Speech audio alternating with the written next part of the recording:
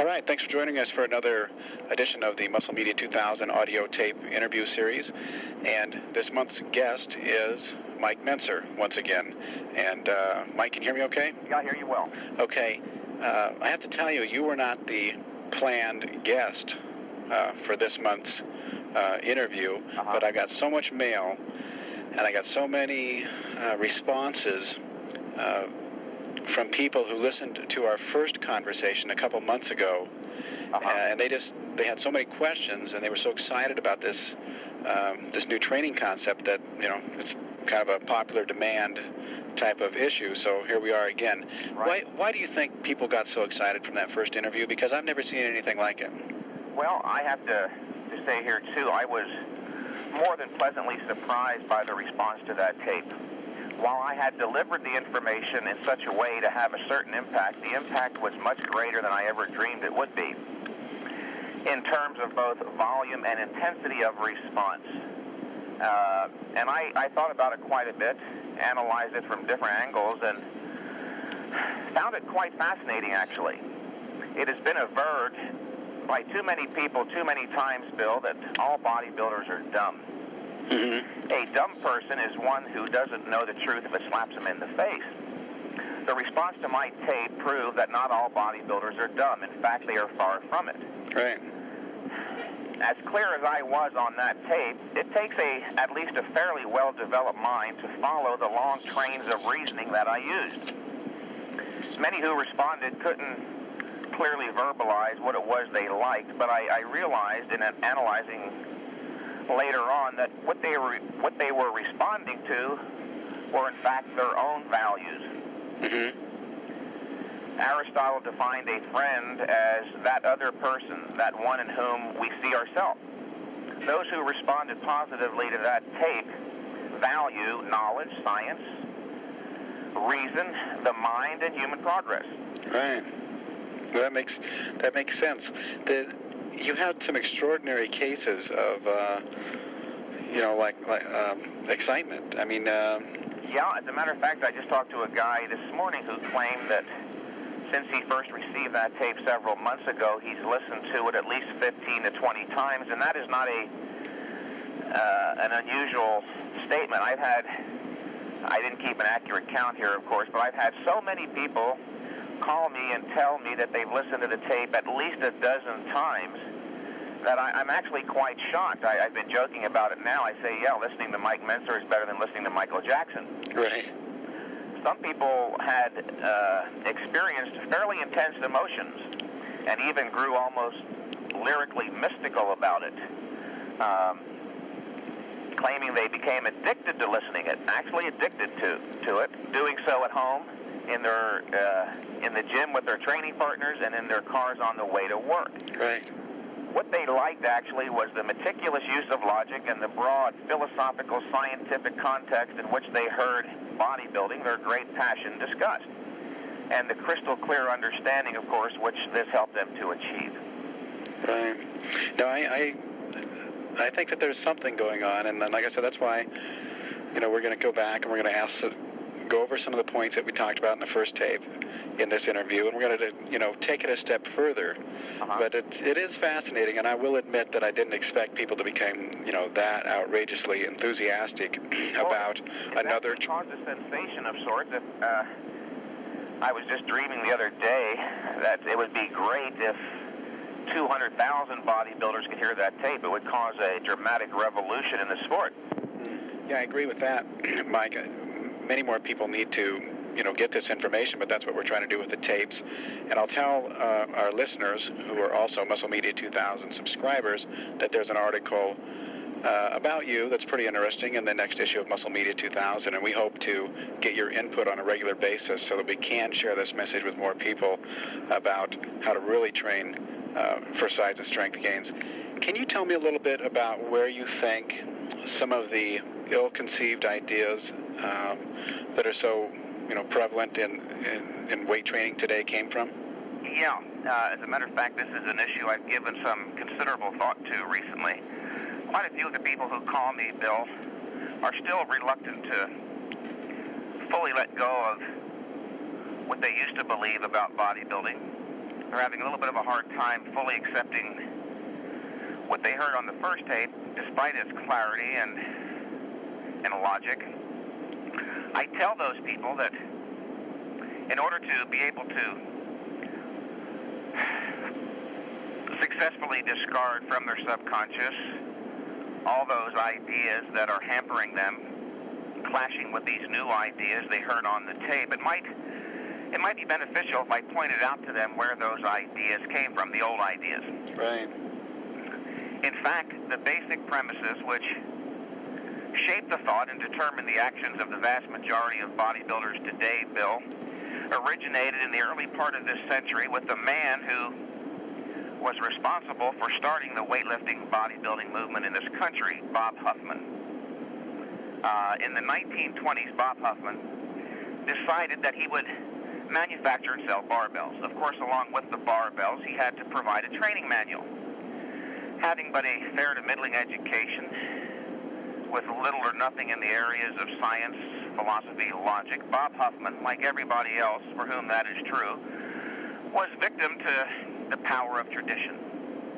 Something I learned reading Ayn Rand in philosophy recently is that the power of chance, accident, and tradition, the role of chance, accident, and tradition in a person's life stands in inverse ratio to the power of that individual's philosophical equipment.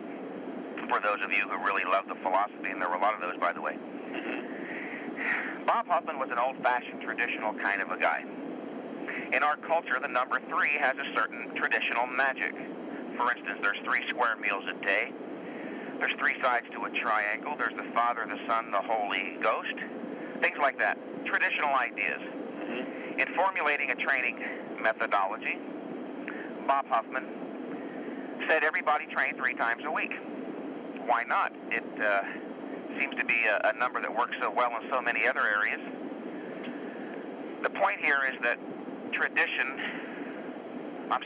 science has nothing to do with the arbitrary, including tradition. Many of our traditional beliefs are actually arbitrary or based on convenience. I tell those people who have a hard time working with some of these new ideas, look where these ideas came from. Where did Bob Huffman get the idea of 3? Because we eat 3 square meals a day. There's a Father, Son, a Holy Ghost. There's pyramid power. Some people actually believe there's a special magic with a pyramid or a triangle. That's mystical. It has nothing to do with science. Why didn't Bob Huffman suggest everyone train 3 times a month, in fact? Another good point. Because 99% of the people in this country and all over the world plan their lives short range in terms of a week. Many of the people that I've talked to on the phone who have heard this and came to understand it found it easier to discard some of that old stuff. They took my advice, the advice I gave on the first tape. They discarded what they thought they knew. They're taking a fresh, new, unobstructed look at this thing. They're willing to experiment, work with these new ideas, and are, in fact, training only 2 to 3 times each month for each body part. And in almost every single case, they're reporting at least satisfactory progress, and in some cases dramatic, and in other cases even phenomenal progress. So that would be every body part like once every 10 days? Yeah, or even less frequently. Wow. You see, the point that I made on the first tape is perhaps one I should emphasize again here. More is not really better. That really should be thoroughly pretend you never even heard that idea. Take a fresh, new, unobstructed look at this thing. Why shouldn't you train necessarily 2 or 3 times? I'm not saying that is definitely the best way to do it, but if you understand where those other beliefs came from, and you understand the necessity of taking a fresh, new, unobstructed look at this thing, why not give serious consideration to the idea of training each body part only 2 or 3 times a month? Why not? No logical reason. There's no reason. I'm emphasizing all of this only because of the reluctance, again, of some people to embrace these new ideas or to give them any serious consideration at all. Right. Well, I think that that is the big thing. A lot of people are saying, well, Mike is probably right in a way, but I'm probably right in a way also. Right in a way? Hold on a second. I don't grant anybody the premise that there's somebody else out there who has given this thing more serious consideration than I have. If he's out there, Billy's hiding. I'm not saying I've got the ultimate or final answer, but I have no doubt I'm going in the right direction. If you can come up with one single individual who can point out a contradiction in my logic, I'll give you $1,000 because I'd like to learn too. I'm not saying that I'm omniscient or infallible. Again, I don't necessarily have all the answers, but I'm certain about what I'm certain about. Right. It not only is true in theory, this stuff works in practice. Yeah. A lot of people are still continuing to say it only works for Mike Mentzer and Casey Viator and perhaps now Dorian Yates. That is not true, but if it did work even just for one person, don't you think, dear listener, it would be at least worth trying? If for no other reason, then you could save all that time in the gym. Right. To go a little bit further, by the way, with this idea of traditional beliefs and where most bodybuilders get their ideas, the ideas that shape their thinking and guide their actions in the gym. Not too long after Bob Hoffman was on the scene, perhaps 15 to 20 years, a guy named Joe Weider came along. Joe Weider didn't like the fact that this old-fashioned fuddy-duddy, Bob Hoffman over there in York, Pennsylvania, had such a stranglehold on the market. Joe Weider wanted to wrest some of the market away from him. He said, I'm progressive. I'm a progressive individual. Don't train 3 times a week. More is better. Train 6 days a week. But he wasn't that progressive because he still suggested everybody take Sunday off for Sabbath. Right. Very scientific. So this is just fueling. I mean, now people are doing, everyday training and sometimes 2 times a day training. I mean, is it, despite what you've been trying to get across, people are just continuing to train more and more from where I stand? Well, there is that particular element. There are those bodybuilders who apparently never came to identify the role or nature or value of logic, reason, science in their lives, and I mean that literally. There are those individuals for whom you can paint a picture so clear a blind man or idiot could understand it, but it has no impact in their consciousness. Their actions are guided primarily by what they see others doing, and we talked about this on the first tape. Right. Most people are, in fact, intellectually dependent, and a lot of bodybuilders are. I've made this argument very clearly in all of my articles, all of my books, and seminars all over the world, and apparently a lot of people just don't understand the power, the crucial importance of a logical argument. Again, they do what they do based on what they see other people doing. Well, how could Mike Mentzer be right? Why should he be so certain when, in fact, everybody else seems to be doing it quite differently? Just the other day in Gold's Gym, a man said that to me. Why are you so darn certain? And I said, well, aren't you certain that 2 and 2 is 4? Why are you pissed off that I'm certain about this? Why can't I be? If you're certain that 2 and 2 is 4, I can be certain about this, and I am certain. If you would take the time and listen to the logic of my argument and find one contradiction, I'll throw the whole damn thing out. This stuff is literally true. If NASA, the Space Administration, can send a man to the moon and bring him back successfully each time, then why can't we succeed with each one of our missions to the gym? Why can't we build muscles here on Earth? Right. There is a science of exercise, people. There really is. I said that on the last tape, and I've been telling a lot of people since, and I see now quite clearly, Bill, that a lot of this has to do with a failure of people to integrate their knowledge. We all know that NASA exists. We all know that there's a science of medicine and a science of astronomy, a science of physics and mathematics. In mathematics, 2 and 2 is 4. I don't care how big the arm of the guy is who asserts it's 5, it's still 4. There is a scientific approach to exercise too, people. There really is. I know you've been reading those muscle magazines and becoming mesmerized by the pictures of all those great bodybuilders. And as a result, you're forgetting to use the knowledge you gained in grammar school, high school, college. There is a science of medicine. The science of exercise, like I said on the first tape, like the science of medicine, is based on principles of human physiology. They apply to everybody. What about the group of people, and this is what I've discovered, is that they're saying, well, I've been doing 15 sets, and Mike says to do 1. So I think that I would be ahead if I cut down to 5 or 6. I mean, is that any benefit to these people? Well, they're better off if for no other reason than they're not so severely overtrained and possibly damaging their body, and they're saving some time.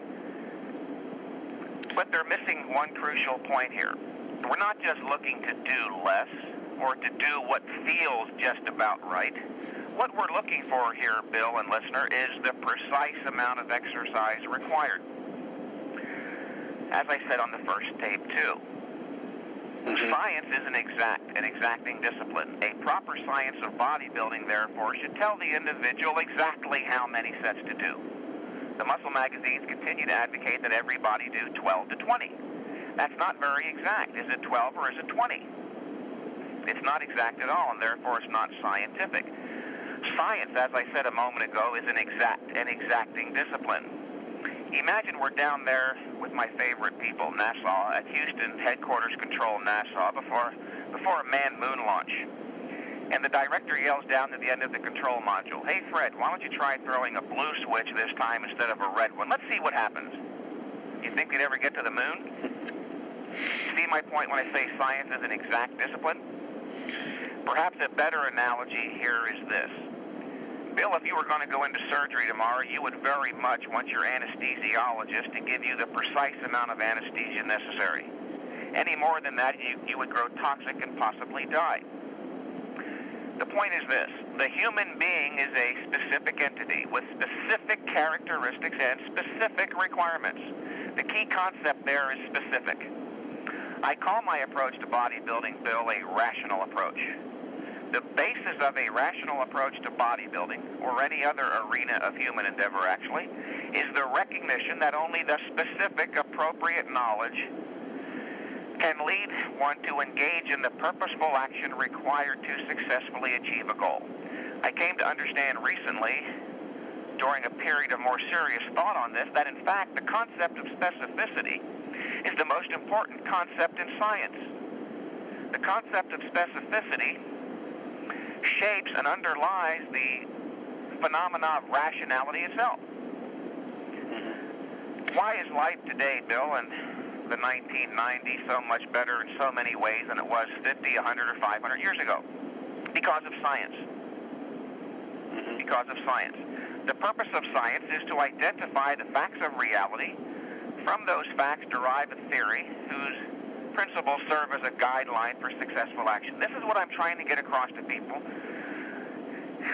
Something which I consider crucially important and that will help elevate the entire sport or industry of bodybuilding in the public's eye and in the eyes of the scientific medical community. The way it's being practiced now, the way it's being written about now, the way it's being thought about now is so gall darn stupid, Bill. I can't believe that these people are so impervious to reason. Most people are living not in a dark age, but in a black hole. Remember the Dark Ages of 500 years ago? The Dark Ages was a period when mankind's progress broke down. People turned away from the teachings of Aristotle. That is, they rejected logic, reason, knowledge, progress, and even freedom. When you reject reason, science, and progress, you also lose your freedom as an end result. After the Dark Ages came a Renaissance. The term Renaissance literally means rebirth, the rebirth of reason. The Renaissance was that period during which men returned to the teachings of Aristotle, the man who defined the laws of logic, identified the principles of thought. He was the man who discovered the scientific method. Up until recently, bodybuilding was caught up in a dark ages of its own. It wasn't until about 1969, 1970, with the emergence of Arthur Jones on the scene, that we exited the Dark Age and emerged into a renaissance of our own. Arthur Jones was and is a man of reason. He understood the requirements of logic, the requirements of developing a theory. He did develop a theory which was validated by myself and many people. We couldn't find any contradictions in the logic. We also used it. We proved empirically that it does work.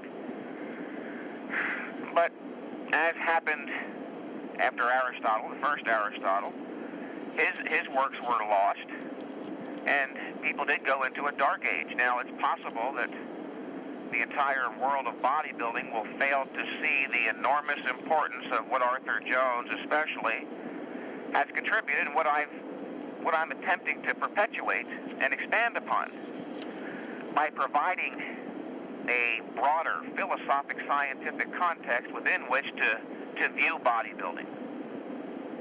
Make sense?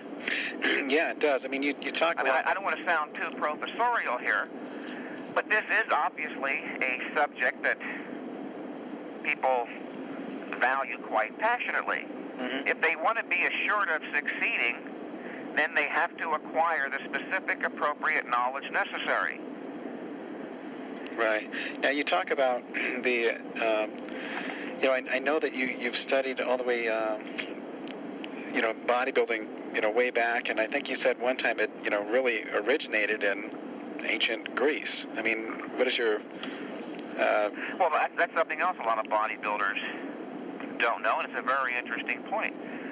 The activity, the phenomena of bodybuilding itself arose 2,300 years ago in the age of classical Greek. The concept of philosophy itself arose at the same time with Plato. Uh-huh. Plato was the man who identified the concept of philosophy itself and pointed out that there are crucial issues which pertain to philosophy, issues like what is reality, what is knowledge, how does man gain it and validate it. In the years since the classical Greeks, philosophy has undergone a dramatic deterioration. There was a little bright spark there during the Renaissance and the Enlightenment, but now here in the 1990s, the late 20th century, we're back into not just a dark age, but a black hole. People, once again, are failing to understand the values of knowledge, reason, logic, science, human progress, and freedom. It's only within a philosophical context that people can gain the knowledge required to achieve their goals. Remember, the basis of a rational approach to bodybuilding is the recognition that only the specific appropriate knowledge can lead one to engage in the purposeful action required to successfully achieve a goal. It would help a whole lot if an individual took some time to study what knowledge itself is. How can you know that the ideas guiding you are valid if you don't know how to distinguish truth from falsehood? Again, I'm pointing all this out because I see this as my role in bodybuilding. I see myself as the voice of reason, bringing a wide-scale, philosophic, scientific context to all this. And if there are those of you who think I'm sounding too professorial or this is too intellectual, then you have my best wishes because you're lost. This is what human life is about, people, knowledge. Mm-hmm. And what would you recommend for people who... I mean, I've gotten some letters from people who want to, get more into, the things that you are studying. I mean, the philosophy and stuff. You study Rand? Right. And Ayn Rand is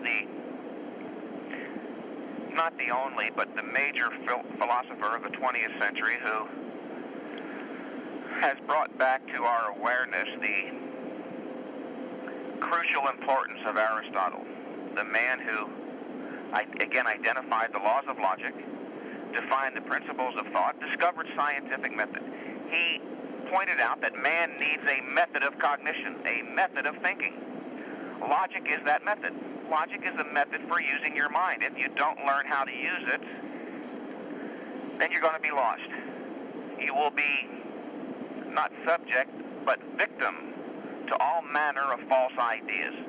Bill, you and I are old enough to know that the entire world, including the world of bodybuilding, is literally awash in a sea of false ideas. Mm-hmm, mm-hmm. Now, what about people who want to get more information on Rand? I mean, is that books? Yeah. If a given individual listening is interested in studying philosophy, very, very careful.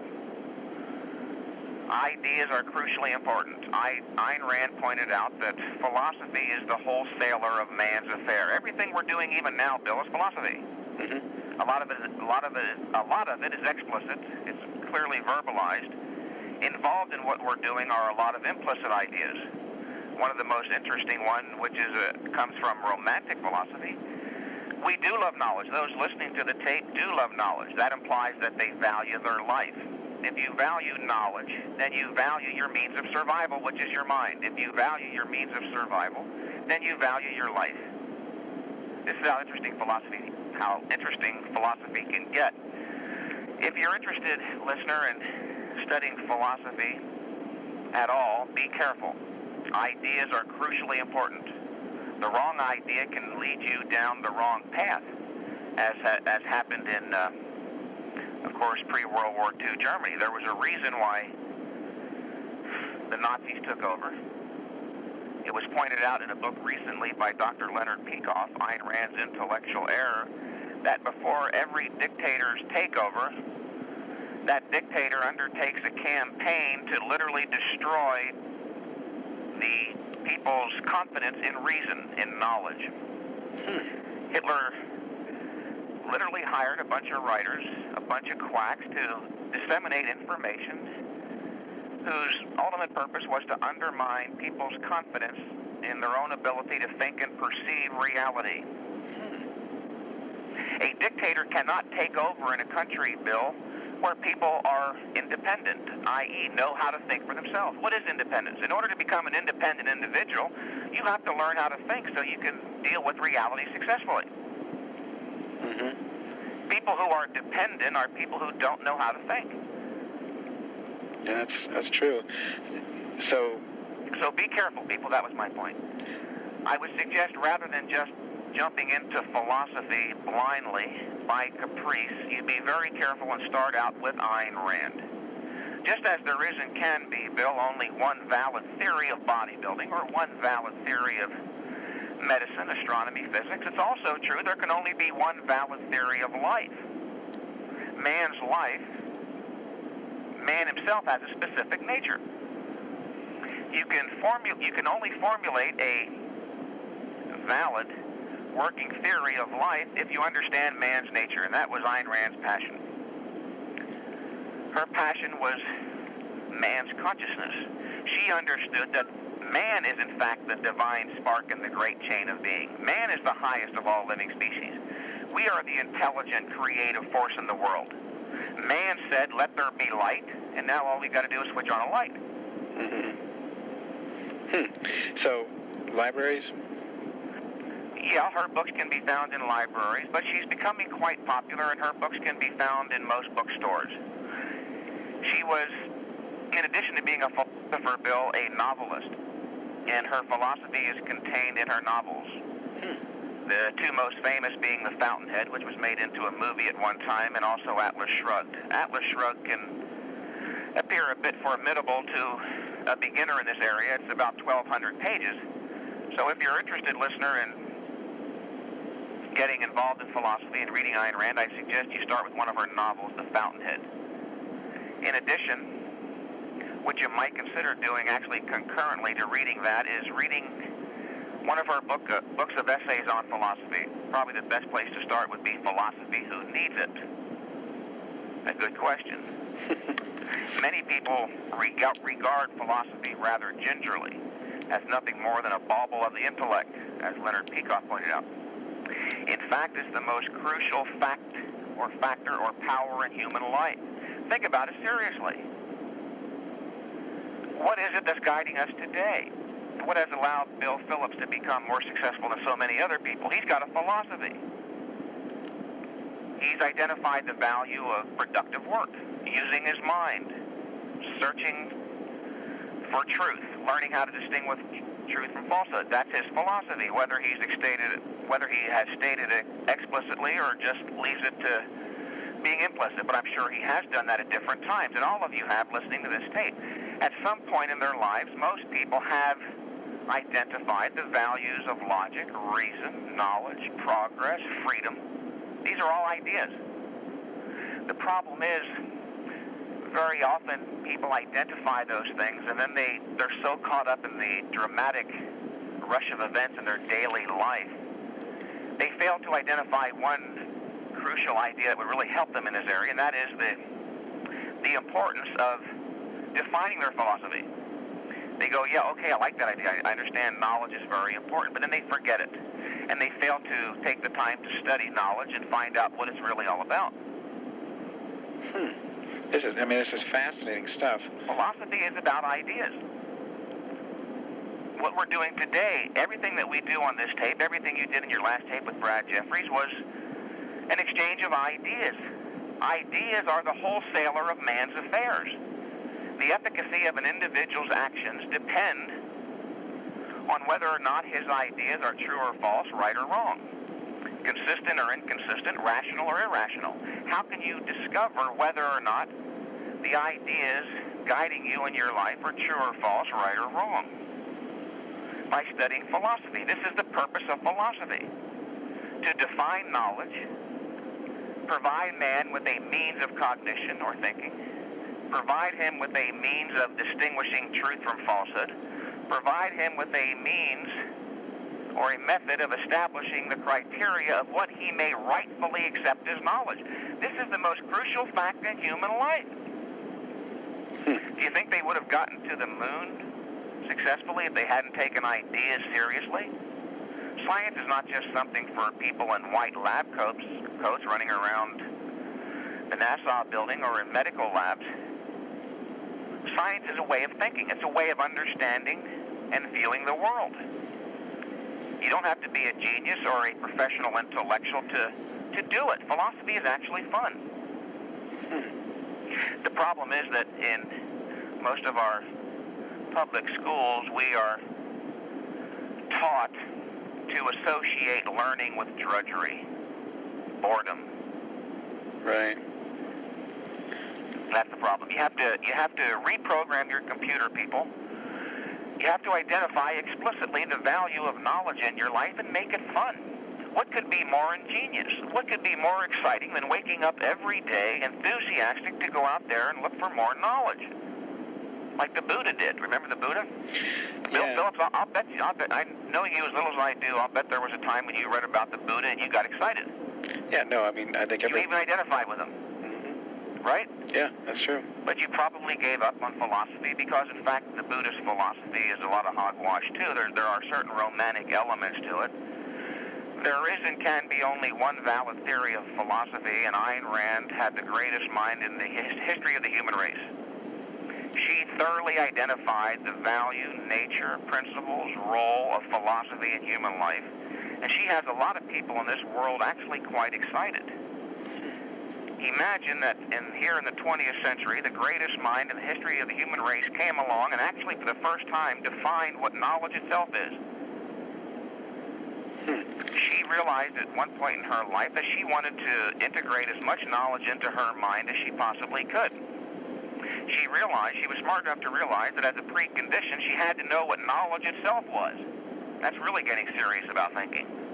Yeah, that's for Take sure. the time and identify what the concept of knowledge itself is.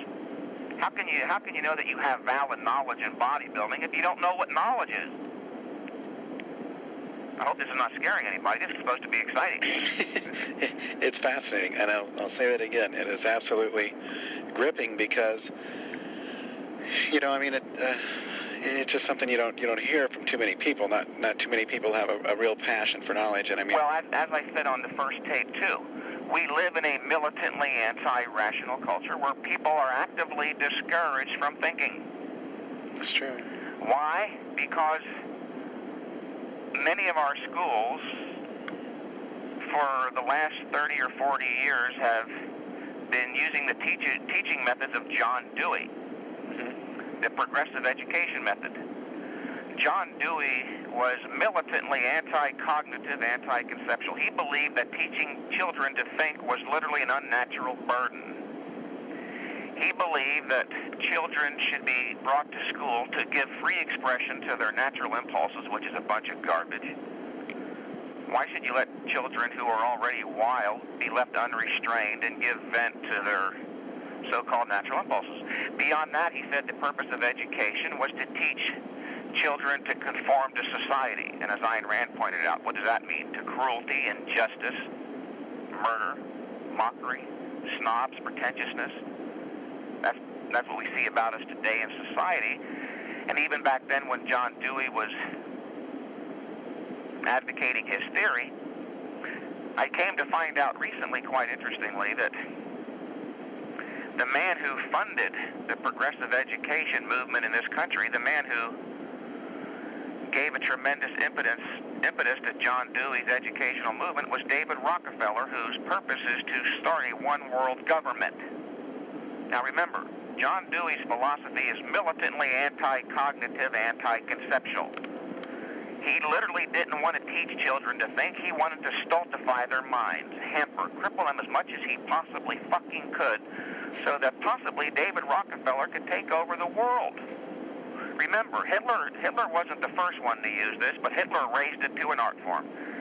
Hitler literally hired writers to print and distribute pamphlets and books undermining the populace's confidence in reason, making them dependents, like children, be led by a strong paternalistic government. That's what a dictatorship is, people.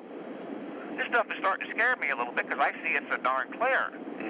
I suspect Arthur Jones did too. He told me a while back that when he was in his 30s and 40s, he started enlightening himself and started to see what was going on in this world politically. We are literally, this whole world is going in the direction of statist tyranny.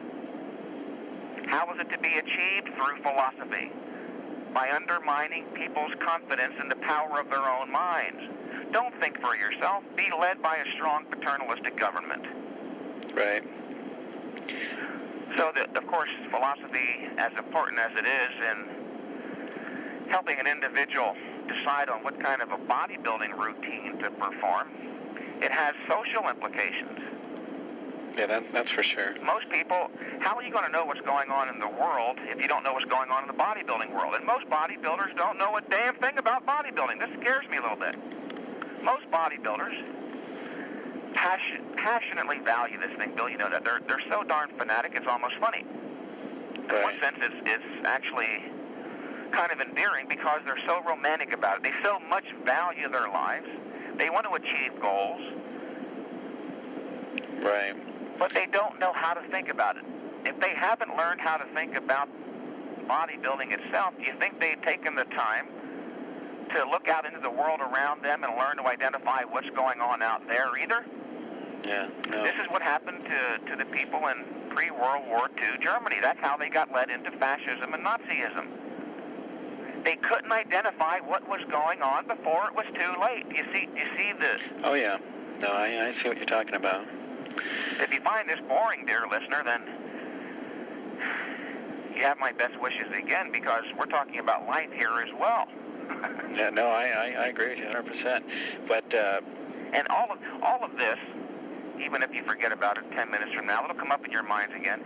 Learning to look out and understand life in general makes achieving your bodybuilding goals a lot more exciting too. If all you do is achieve bodybuilding goals or come to understand bodybuilding, then you're in kind of a vacuum. There's a big world out there and you can't ignore it. You will continually feel the pressure of that world on you if you don't take the time to sit down, learn how to think about it, identify it, and evaluate it. There will always be that pressure. You will know that you're failing somewhere in your life. You'll feel an odd sense of guilt. Mm-hmm. This stuff is fun. Learn to look out in the world. By learning how to identify what you see, it becomes much less frightening. Remember when you were a kid, Bill, you screamed when there was lightning? Oh, yeah. And thunder? Now, what caused you not to be afraid of it? You gained the knowledge that it was a natural phenomenon. It wasn't something mysterious or magical or mystical that you should be frightened of. As soon as your parents or your teachers told you what it was, as soon as you gained a scientific understanding of that aspect of the universe, it failed to frighten you. Right. This is why knowledge is so important. But you mentioned Arthur Jones. Was he into philosophy, or just was he just a thinker by nature? No. Arthur Jones told my brother a long time ago, and I'll quote him here exactly. He said when he was in his 30s, he was tremendously emotionally fucked up. Something happened in his life in his late 30s, early 40s. I have every reason to believe that he literally discovered Ayn Rand and or Aristotle. I have no doubt it had to be that. He understood that there was something going on inside of him that he couldn't understand, he didn't like. He said he was I don't like to use the term fucked up too often, but he did say that. He said, I was emotionally fucked up. He sought to understand the reasons for it. He wanted to learn how to think about what was going on inside of him. And this is the inner state of most people today. A lot of you who are listening are becoming quite intensely interested now because you're identifying with some of this stuff. I've had my problems too. The only way you can come to understand your problems, your emotions, your thinking, is to learn how to think. This requires a certain type of discipline which only philosophy can teach you. And it's not even a required course in high school or college. No, it's again, it's regarded rather gingerly by most people in the teaching profession. When you bring the subject up to most people, they giggle or titter and think that perhaps you have an emotional problem. Right. Mike, Mike, you left off with, explaining the importance of thinking and being independent and developing yourself in that way, intellectually, and how that can reflect on, your success in bodybuilding and all things in life, I think. One of the questions that I like to bat around when I get a chance is, why do you think it is, and I don't know if you have any thought on this or whatever, but why do you think it is that people want to build their bodies to begin with? Especially, and I can say those guys, but you were one of those guys, Mike. You were freaking huge. Yeah. And strong. Well, why shouldn't they want to build their bodies? When Sir Edmund Hillary was asked why he climbed Mount Everest, he said because it was there. Yeah. Well, what's most immediate to people? Their bodies. There's nothing wrong in taking care of your body or even wanting to build it, as long as it doesn't become a preoccupation and take your focus away from the development of the mind. It was the ancient Greeks. It was in the age of classical Greece, 23 centuries ago, that the dictum, a healthy mind and a healthy bodybuilding, arose. And so there's nothing wrong with building the body as long as you don't miss that most crucial factor or element, the mind. Why is it that so many people have to take drugs in bodybuilding? They don't have to. Nobody puts a gun to their head. Yeah, that's true. We do have volition. We have free will. Why is it so many people? Their value system. Yeah. They haven't learned to think. Well, actually, I'm not so sure necessarily that drugs are bad for people. I'm not against the advancements of medical science. If I were convinced that steroids were so terribly bad, I wouldn't have taken them myself. They can be bad without a doubt, just like aspirin can be bad. Right. People have a very difficult time thinking about this issue because of the hysteria, the public hysteria going on about steroids, especially in the press. There's no doubt that there have been abuses of steroids, and steroids, like any other drug, can be abused and lead to bad physical results. But yeah, most bodybuilders think that they have to take them, and once they decide to, they don't give it much thought. They take them indiscriminately, using, again, the almost childlike notion. More jelly beans are better than less. Then why not take more steroids? Right. More is better. Why not do more sets? Train 2 to 4 hours a day. Train twice a day. Train 6 or 7 days a week. Take all the steroids you can possibly financially afford. You see how childlike an approach to life this is? Right. Well, there are more principles guiding human life than the idea that more is better. That is an ethical economic principle, as I pointed out in the first tape. You can't achieve success in a different context or another context without studying that context in and of itself and deriving principles therefrom, principles that will serve as guidelines for effective or successful human action. You can't take principles from one context and apply them blindly and uncritically in another one and expect to achieve any results at all necessarily. That's a very childlike approach to life. You have that one idea embedded in your subconscious from childhood. More is better. Then you apply it blindly to everything you encounter in life. Life ain't super complicated once you understand how to use basic principles, once you understand how to think. But unless you get there, it becomes impossibly difficult because you're never going to succeed. It does require a certain amount of mental effort, of course, over a period of time to understand the principles of thought, the laws of logic, but it's not infinitely complex. Anybody with a normal, intact, functioning brain can read Aristotle or Ayn Rand and learn the law of identity, the law of causality, how to use logic. Mike, what about, we mentioned steroids, just your opinion about the legality of them and whatnot. We've got people like Dan Duchesne, who's a real character, and he just doesn't see any need for these drugs to be illegal, and now they're controlled substances and whatnot, and you literally could go to any pro bodybuilding contest and pick these guys off the stage and arrest them for internal possession of a controlled substance or suspicion of internal possession of a controlled substance, because you literally can't look like a pro bodybuilder without using steroids, in my opinion, and I don't know anyone who's done it. No, you can't. I tell those who ask me about steroids, I say, look, it's debatable possibly whether or not there's a health issue here, whether or not steroids pose a real strong risk to your physical well-being. What cannot be debated is that there is a legal risk. Yeah. Now, what's the purpose of all goal achievement? Ultimately, is to achieve happiness, self-esteem, confidence, inner serenity. If you're walking around all day long, Bill, with a knot of anxiety in your gut, fearful that you're being watched by the feds, then you're achieving the opposite of the desired result. Big muscles are important, people, but it's a reality that there is a real legal risk here. Now, I have some reason to understand that the feds have lessened or diminished their march on this thing. But they're still out there. I'm not so sure it's worth it. Why not try training? Why not try training naturally for a while?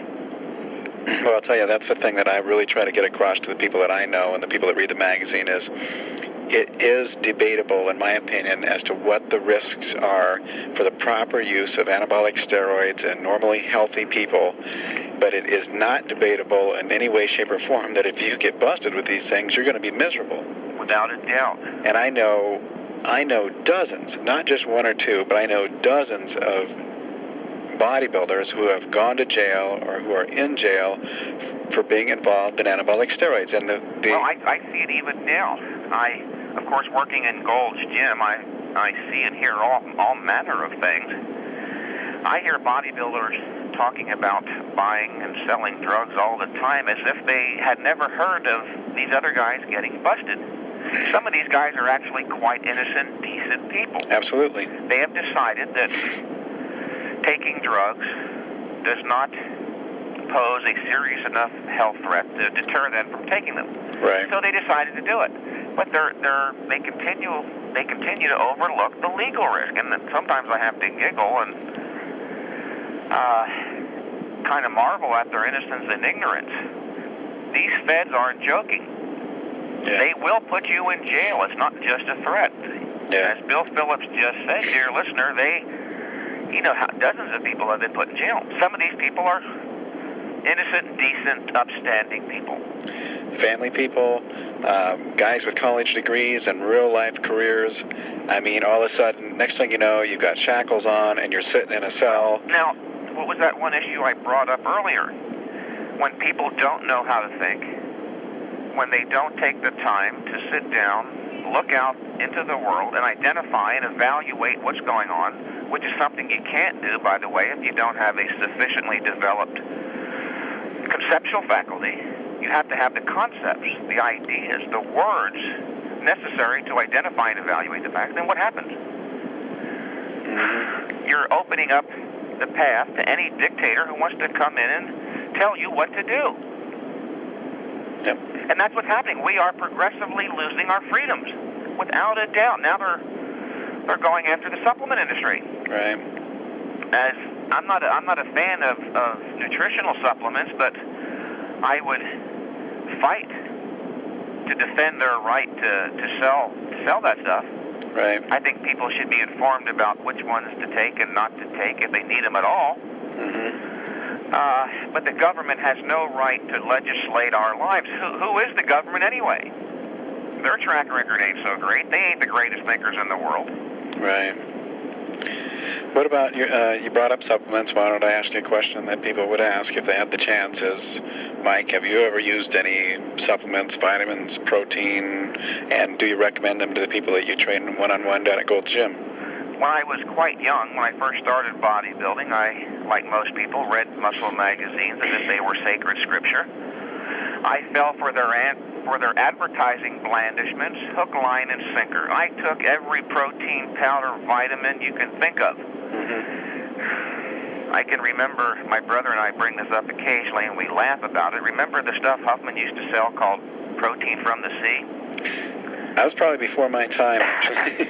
Well, some of you older listeners remember that. You're probably giggling because that was the most vile stuff I had ever smelled or tasted in my life. And a couple of times I remember my brother regurgitating the stuff after trying to get it down. Is it like kelp or something? Or? No, it was some kind of fish that they freeze-dried and powdered or something or other. But later I went on to more seriously investigate the science of nutrition. I read several reputable nutritional scientists' works on the subject and came to understand that while the subject of nutrition is often confusing for people, it's actually quite simple. And I'm not seeking to oversimplify the subject of nutrition even slightly, Bill, when I say that all the individual really has to be concerned with is in obtaining a well-balanced diet daily. A well-balanced diet, by definition, listener, is one that provides your body with all the nutrients and calories it needs. Now, here's the important follow-up, Bill. The human body does not utilize nutrients beyond need. What happens when you consume more water than you need? You excrete it. Right. You don't have that same luxury with proteins, fats, and carbs because they contain calories. Wouldn't that be nice, huh? Yeah. What happens when you consume more calories than you need? Fat. Okay, now what do you need? Here's the important follow-up. What do you need calories and nutrients for in this context? To maintain your existing physical mass, number one, and number two, to provide for that negligible, this is the key term here, to provide for that negligible bit of growth that takes place even at best on a workout-to-workout basis. Bill, let's say you had the required genetics. You were going to train properly in the course of the next year, eat adequately, and gain 30 pounds of muscle. That is certainly a best-case scenario. As great as that is, 30 pounds of muscle, it only averages out to about an ounce a day, slightly more than an ounce. Realistically, Bill, how much extra protein, how many calories beyond your maintenance level do you really think you would need to provide for a mere 1 ounce of muscle growth a day, most of which is water? Right. Muscle is not mostly protein, it's mostly water, up to 72% in healthy individuals. Right. Not very much. In fact, I can explain to you how you can figure it out for yourself down to the exact calorie. It just so happens to be true that a pound of muscle, anybody's muscle, yours, mine, Joe Weider's, Jim Mannion's, whoever, contains about 600 calories. If you were to surgically remove a pound of your muscle and place it in a scientific measuring device known as a bomb calorimeter, it would yield 600 units of heat energy. Now, you're going to gain 30 pounds this year, right? Dreaming. How many extra calories beyond your maintenance requirements would you require in the course of a year? Would you need in the course of a year? 1,800? 18,000. 18,000. You were a little weak in arithmetic. That's okay. So was I, but I loved English. 18,000 extra calories above your maintenance requirements per year. Not 18,000 extra calories a day, a week, or a month. 18,000 extra calories a year. Now, the listener, of course, is looking to devise or formulate for himself a daily dietary regimen, which is difficult to do based on yearly caloric considerations. In order to find out how many calories he would need daily beyond his maintenance requirements to provide for up to 30 pounds of muscle growth in a year, he would divide the number of days in a year, 365, into 18,000, and it comes out to 48 extra calories a day. Above maintenance requirements, only 48. Mm-hmm. Now, it's been hypothesized that that's not perfectly accurate because there has to be some metabolic cost in the buildup of new muscle tissue. And if that's true, I don't know that it is, but taking that into account with whatever degree of accuracy we can, all right, triple it. 48 times 3 is 147. You need 147 calories a day above your maintenance requirements to provide for the gains on a daily basis that would result in a 30-pound gain of muscle in the course of a year. Now, I'm not suggesting necessarily that everybody sit down and figure out their daily calorie intake down to the exact calorie. I bring this up to point out that you don't have to force feed yourself hundreds of extra grams of protein a day beyond need or thousands of extra calories. All you really have to do is consume a well-balanced diet, which again, by definition, is one that provides your body with all the nutrients it needs. And the human body does not utilize nutrients beyond need. Right.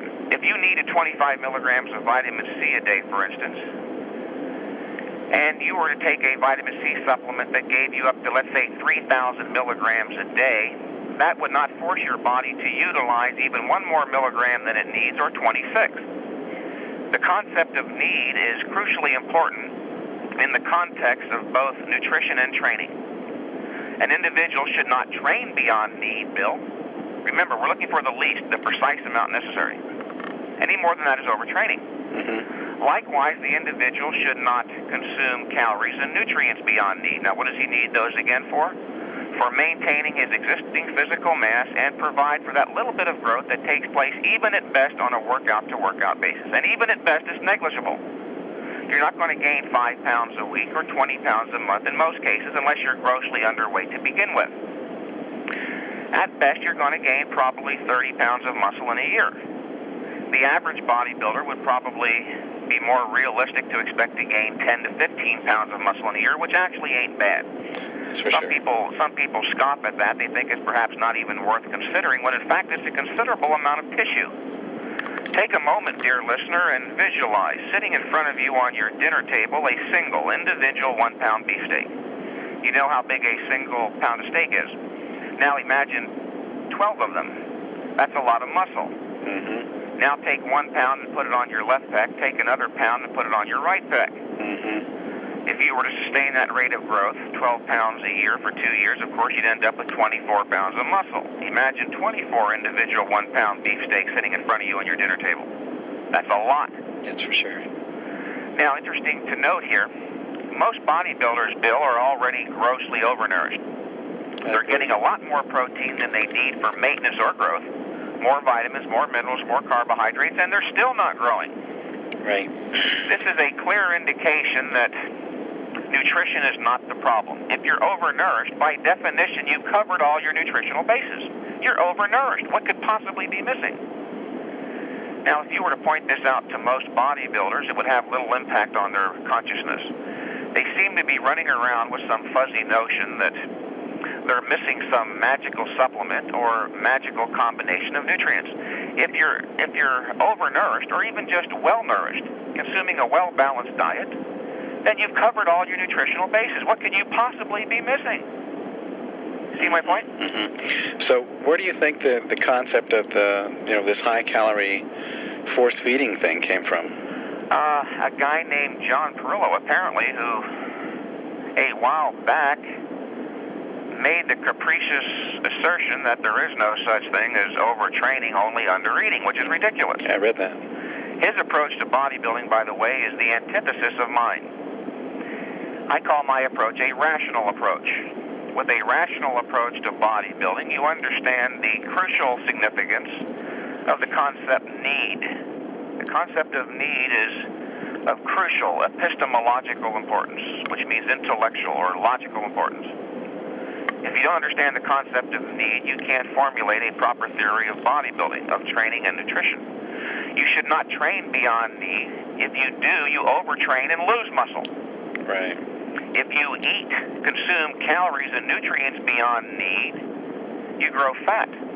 That's for sure. With Perillo's approach, you end up losing muscle and gaining fat. It's an irrational approach. It's the black hole of bodybuilding. Remember I brought up the concept of a black hole? Right. I said this is not a dark age. Dark is dark. Black is black. That approach is literally black. That is the black hole of bodybuilding. It's the antithesis of mine. It's an irrational approach. Mm-hmm. You don't want to train beyond need. That is overtraining. You don't want to consume nutrients beyond need. That's overeating. It leads to the deposition of body fat. It achieves the exact opposite of the desired result.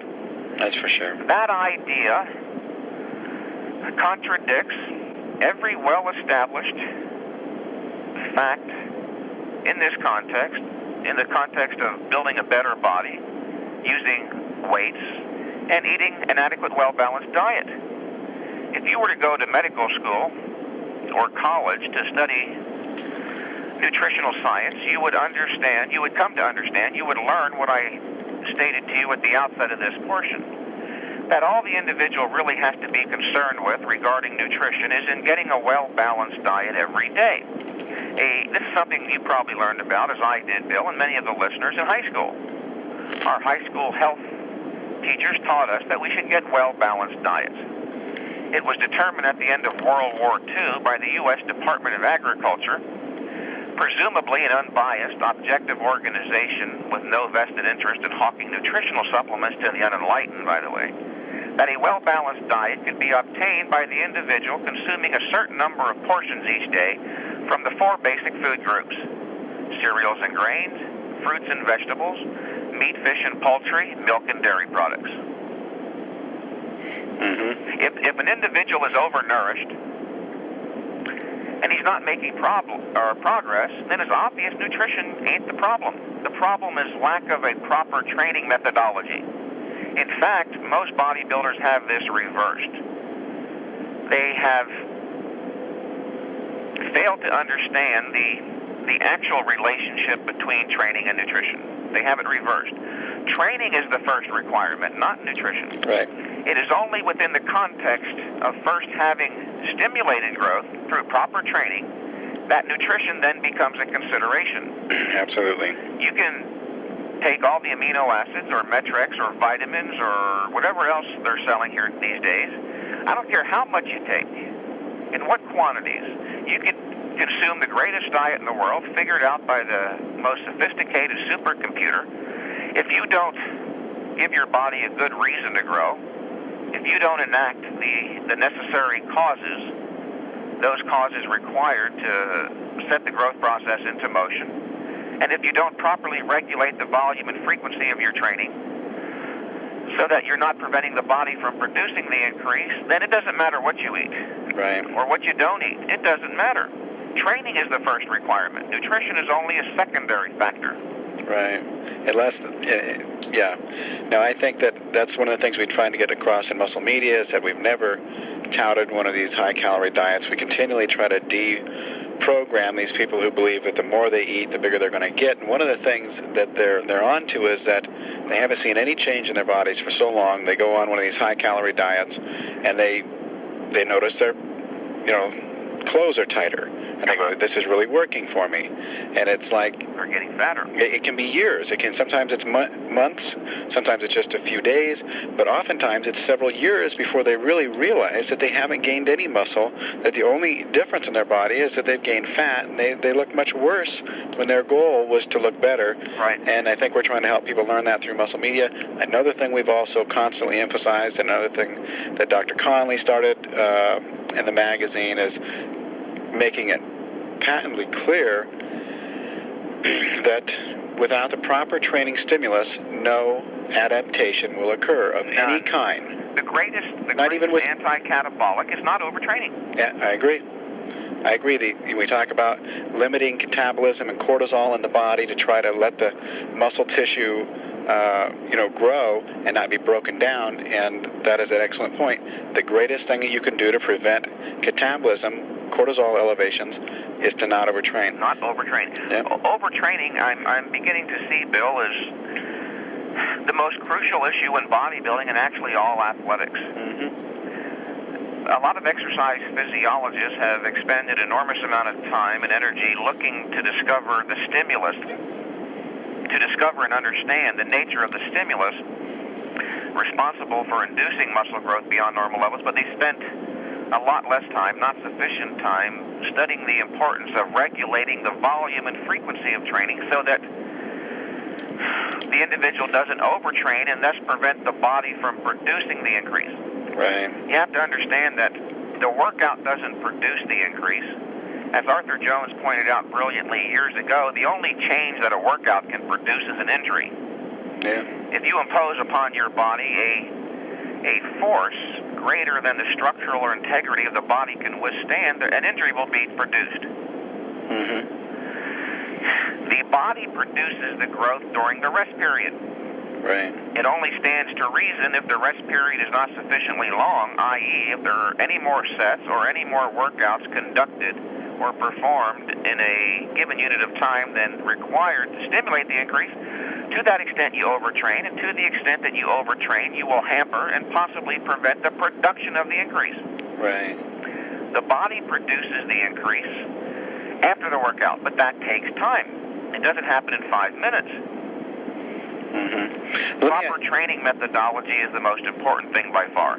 Yeah, I agree. I mean, without that initial stimulus, and then without, like you said, nutrition is whether people want to do it through some type of supplement that makes it more convenient and easy to get the regular feedings they need with their busy lifestyles, and a food distribution system that is as fucked up as anything you can imagine, where the most available forms of food in this society and the most inexpensive are the highest in fat and lowest in nutrients. Right. And the highest in calories. So you want to talk about something that's screwed up. Yeah. And people that want to be health conscious and build their bodies and be healthy and not put on fat, body fat like the bodybuilders want to avoid is it's an important thing that they can get to the food that they need. And, this country's food distribution system is not good. It really isn't. And the more... Well, in large part because of government regulation. Well, something's screwed up because, like you say, there's a trend where, human beings are living longer, but I predict within the next decade, life expectancy of people in this country, at least, will start to decline because of the way they're fed. Uh-huh. And so let's say that nutrition for the bodybuilder is a given if he assumes that, or if that bodybuilder can make the decision not to, fall for the fraud in this country's food distribution system, that they somehow get, high nutrient, calorie compact diet, whether it's through supplementation or by being wise enough to choose the right foods. Uh-huh. Let's say that that's a given. Now I want to ask you some questions about specific training with the nutrition set to the side and saying, okay, high nutrients, low in calories, you and I both agree on that. Uh-huh. And let me get some specific information on training. Okay. Now, the guy that's starting your program, let's say you're training him, or let's say it's me, I work out on Monday. And I want to know how to group my body parts. And I think last time we talked about training chest and back together. Chest and back on the same day. Okay, now I want to go in and I'm going to warm up the chest muscles by doing maybe 2 sets of 10 with 135 pounds on the bench press. Well, it's difficult, if not impossible, to give everybody a perfect warming up program because warm-up needs vary, Bill. Mm-hmm. They vary according to the individual's age, his existing physical condition, and even the temperature of the gym can affect warm-up needs. But there is a general principle here that will serve as an effective guideline, and the principle is this. Perform any amount of warming up that you believe to be minimally required. What you have learned through experience is minimally required so that you're secure in the knowledge you can proceed to the intense portion of the workout and not injure yourself. Okay. So it's an individual thing, and it's something that most experienced lifters will come to recognize as, almost immediately, yeah. Okay. Now, it's also true here that The program that I recommend is a high-intensity, low to moderate force exercise program. It is not a powerlifting program, i.e. high-intensity, high force. I am not recommending people to do 1 to 3 rep maximums. Right. I recommend that they do 6 to 10 reps to failure. If an individual is performing his sets with the weight that allows 6 to 10 reps in reasonably strict fashion, it's not very likely he's going to hurt himself. Mm-hmm. The first several reps, in other words, serve as a further warm-up. Yeah, it's true. If he was a power lifter training in such a way that he's doing 1 to 3 reps, then he'd have to do a different kind of a warming-up program. Right. But this is not powerlifting. We're not looking to demonstrate strength here. We're looking to build strength and size. It's a different type of training. Right. So don't worry about getting injured with this type of training program. I get a lot of questions on this. And the best way to answer it is by pointing out again that this is a high-intensity, low to moderate force exercise regimen. Mm-hmm. What about, okay, like I said, for me, I need a few sets, maybe 2-3 sets of, moderate weight bench pressing and things like that, and then I'm ready to go into my one set, where I do flies and then incline press. Uh-huh. That's what you would recommend? Yep. Okay, I do flies, and it seems like next thing you know, I pick up a weight that I think I'm only going to be able to get 10 times, but if I honestly push myself, I come up with 22 reps. And then I drop that, and I go straight to the incline press, and... Hold on, say that again? I think I keep underestimating my strength, and I talk to another number of other people who say, they're ending up in a high rep mode. Oh, okay. Just... All right. Like I... The 6 to 10 reps is merely a guideline figure. Mm-hmm. What is the stimulus? Remember in the first tape I went into some detail about the nature of the stimulus responsible for inducing muscle growth beyond normal levels in human beings. It's that last rep. Yes. When you're trying as hard as you can and you're barely able to make it. The rep that requires 100% intensity of effort. Right. That rep is very special. There is something that goes on physiologically during that last rep when you're trying as hard as you can. There is something that goes on physiologically that is responsible for flipping on the growth machinery inside the muscle cell. Right. Whether it's 6 reps or 10 reps or 15 or perhaps even 20. I don't know much. I don't pretend to have given much thought to the subject of rep range. I'm not sure that anybody has given it sufficient thought to make a real strong pronouncement about it. My advice is choose a weight that allows you to perform approximately 6 to 10 reps in reasonably strict fashion. Mm-hmm. Let's say in a given workout, however, Bill, you're doing curls, and by the 8th rep, you clearly recognize you're not going to get 9 or 10 to failure. Right. You're not going to fail at 9 or 10. You're going to fail at 13 or 14. That's okay. Don't stop and reload at number 8. Go to failure at 13 or 14 or even 15. Don't do even a half a set more than is suggested. When I say it's easy to overtrain, I mean it's very easy to overtrain. You wouldn't want your anesthesiologist to give you even a little bit more anesthesia than is required, would you? No. It's the concept of specificity once again. Well, so the next time you just need to gauge and use a heavier weight to begin with so that you don't end up pumping out 20 reps. Right. Okay. Now, I know you were spreading a little bit thick there for your listeners. It's doubtful that you were going to 22 reps on a regular basis because you have the knowledge, the experience to know approximately what weights you'll need. But and that's true for most of the listeners. When they start this, they may have a little difficulty at first, but after the first workout or two, they should be able to arrive at a weight that will get them approximately 6 to 10. And again, 6 to 10 is a suggested guideline. Right. If in another workout you're doing curls again, and by the 3rd rep you see you're not going to fail at 6 or 7 or 8 or 9 or 10, but at 4 or 5, don't stop and reload there either. Fail at 4 or 5. Your next workout you'll get 6, 7, 8, 9, 10, or even more. Now, here's a key question. Every single workout I should increase either weight or reps.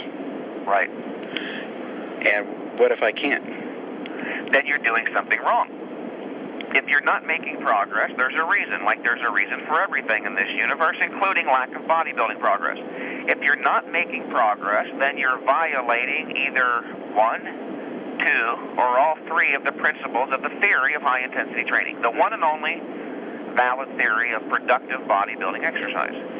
If you're not making progress, then either number one, you're not training intensely enough to stimulate the increase. Right.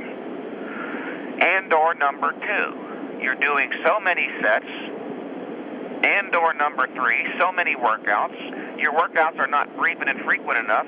You're preventing the body from producing any increase that might have been stimulated as a result of the workout. Mm-hmm. Now, do I necessarily need to feel a pump to get a good workout? I mean, some people are, convinced. Well, you will get some degree of pump no matter what kind of a program you follow, including heavy-duty, high-intensity training.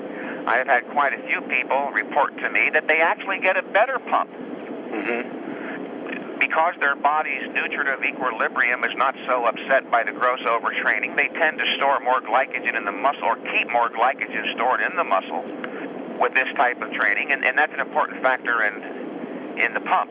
Right. Is your body's nutritive equilibrium, how much glycogen you have in the body being one factor. But it doesn't matter whether you get a pump or not. Getting a pump is not a surefire sign or indication that you stimulated growth.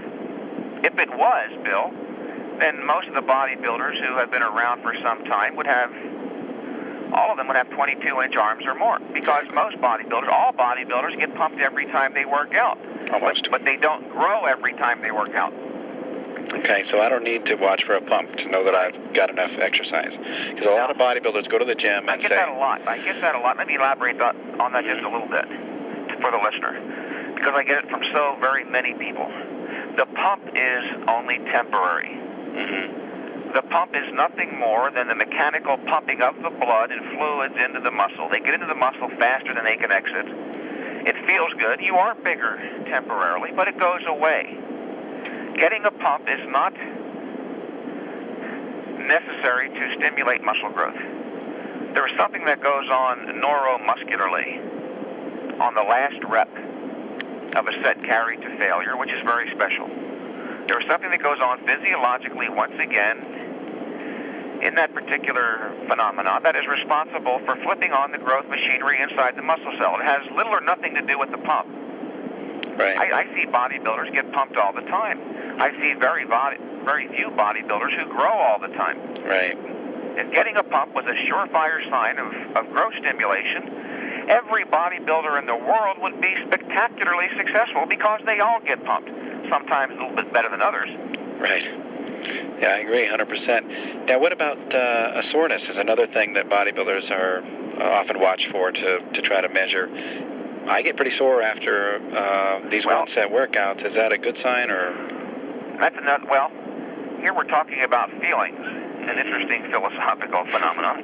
Most people don't know how to identify their feelings anyway. Mm-hmm. This is a conceptual theory of bodybuilding. It's not a theory or system or guideline based on feelings or instincts. Nobody knows what produces or causes muscular soreness. No one really knows quite what it is, except that it hurts. Mm-hmm. Because no one knows what it is, it shouldn't figure centrally into an individual's thinking. It should not affect the way they guide their training efforts even slightly. I mean, how could you anyway? If you didn't get sore after a given workout, what do you do the next workout? Bend over backwards so you get sore? Right? Mm-hmm. If you don't get sore, then what the hell are you going to do the next workout? Try to get sore? Mm-hmm. For what reason? If getting sore, Bill, was an absolute requirement or an indication that growth, or if getting sore was a requirement of getting bigger, of stimulating growth, I never would have been Mr. Universe, because I almost never got sore. Really? The only time I got sore, and this is true for most people, including you, 99.9%, if not 100% of all of you, most people only get sore after a layoff, or if they make a radical change in their exercises, or if they include exercises that involve more stretching. Mm-hmm. Haven't you that your chest gets very sore when you add dumbbell flies, when they stretch Right. in the extended position? Definitely. You don't have to get sore after a workout. Getting sore is not a sign that you did anything positive for yourself. It just hurts. Mm-hmm. So it is... Don't worry about the pump and don't worry about soreness. They are feelings that are not all that important. Okay, so either one of them, you might get a pump, you might not. You might get sore and you might not from an effective workout. Yeah, if you're gauging your workouts by your feelings, by whether or not you're getting a pump or getting sore, then you're addicted to those feelings. Right. What you should be guided by is not feelings which you're barely able to identify the significance of, but by your knowledge. Your knowledge of the theory of high-intensity training, the one and only possible valid theory of productive bodybuilding exercise. Now, how do you know when to train again? Let's say I worked out Monday, and what do I do? You take off Tuesday, you train again. Bill, I can tell you without a doubt, it's always a mistake to train 2 days in a row. Okay, I agree with that. You have to understand that, again, the body doesn't grow during the workout, it grows during the rest period. Right. We have learned through observation that training 2 days is always a mistake because 24 hours between workouts is not enough time to allow for full recovery and full growth. Right. The first thing you do after a workout, Bill, is not grow but recover. Mm-hmm. Right? Right. Put back what was used up. When you're done working out, you don't feel the same as you did before the workout, do you? Right. You're exhausted. Something was used up. The first thing your body will do after the workout, therefore, is devote its energy and resources to recovery or compensate for the exhaustive effects of the workout. That takes time. It doesn't happen in 5 minutes. It can take up to several days for some people. It is only once the body has fully compensated for the exhaustive effects of the workout, i.e. recovered, that it will then devote its energy and resources to overcompensation, or putting back a little bit more than was there before the workout. Remember, recovery is compensation, putting back what was used up. Growth is overcompensation, putting back a little bit more than was there before the workout. Do you see what would happen, Bill, if you were to work out again before compensation is fully completed? You would destroy the opportunity to make overcompensate. Overcompensate. Even if you're working different muscle groups. Remember from the first tape, I emphasized that in addition to having a localized effect on the muscle you're working, exercise also has a systemic effect. It affects the whole body, the entire physical system. I have seen with my phone consultation clients and my in-the-gym clients that they do best on an every 72 to 96 hour program.